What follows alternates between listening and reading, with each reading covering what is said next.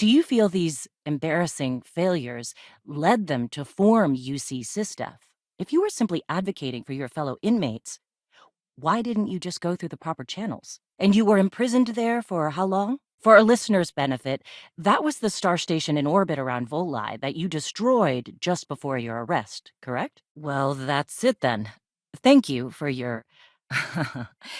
If you aren't willing to discuss the details, why grant SSNN this interview? Were you ever caught by the authorities in New Atlantis? There are those that would disagree with you and claim this interview is grandstanding, or worse, a recruitment tool. How did the Crimson Scar become the Crimson Fleet?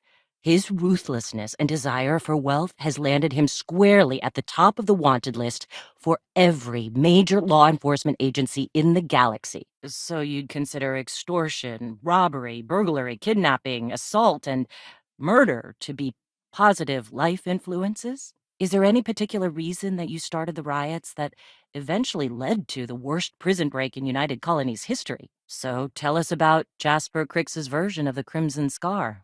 Well, the UC says you set demolition charges to try and cover your tracks and make your escape. Why does the Crimson Fleet need to make this mysterious move that you're being so evasive about? Sounds a bit like you're trying to deflect attention off the atrocities the Crimson Fleet commits on a daily basis. Interesting. Well, then, would you mind sharing with us exactly what your particular leap entails? Yes, of course. What is it? Oh, all right then. Perhaps the best place to start this interview would be at the beginning of your career. Where did your stellar rise to infamy begin? Tell us what the future holds for the Crimson Fleet. Is that why the Crimson Scar decided to bring you into their ranks? That's quite a bold statement. Would you care to elaborate? Your escape caused the deaths of many that were stationed at the lock.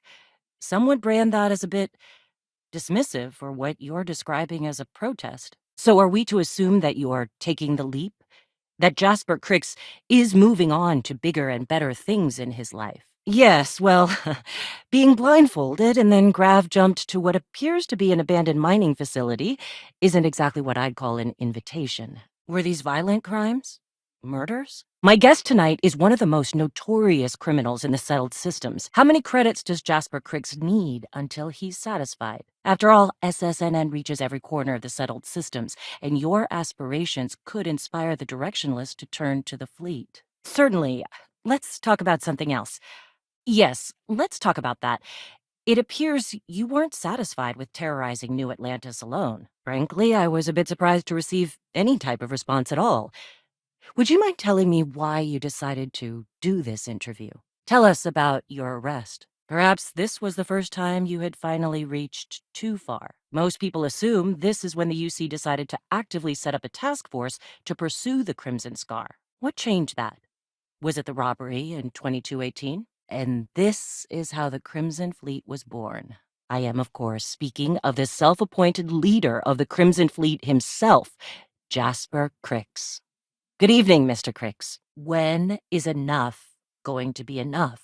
What was the UC's response to the situation? Was it absolutely necessary to cut his throat and leave the body on a public street in the well? That doesn't sound as heartless as your reputation would imply. Let me just ask you one final question before we wrap up. Perhaps we should talk about something else.